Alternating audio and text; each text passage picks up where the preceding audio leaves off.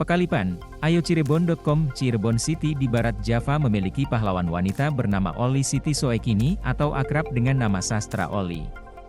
Perjuangannya tidur dan gelisah bendera merah dan putih pertama dalam lilin ketika kemerdekaan tidak dikenal luas oleh halayak yang lebih luas, termasuk di Cirebon.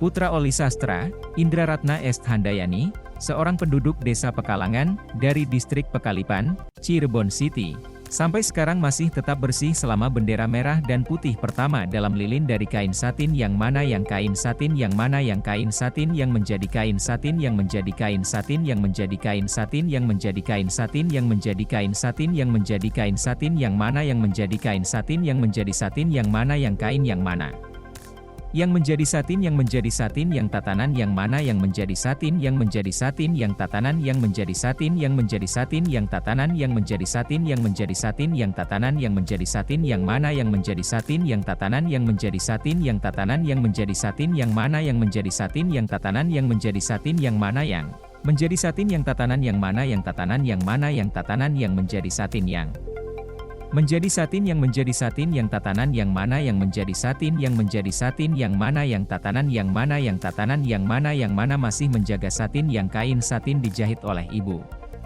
Saya masih ingat perjuangan Nyonya Oli, mengemudikan bendera merah dan putih pertama Cirebon, katanya pada hari Selasa, 16 Agustus 2022.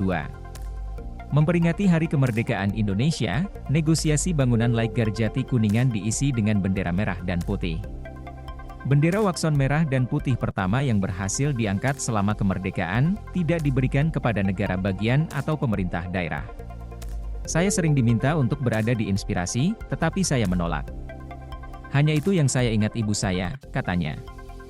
Pada bendera lilin merah dan putih pertama, yang dijahit oleh literatur, ada lubang yang terbakar. Air mata itu adalah saksi diam-diam untuk bisnis Oli Sastra yang tidak takut dicegat oleh penjajah. Ya, itu dibakar oleh tentara Jepang karena pada waktu itu, Indonesia dianggap bahwa mereka belum mandiri, katanya.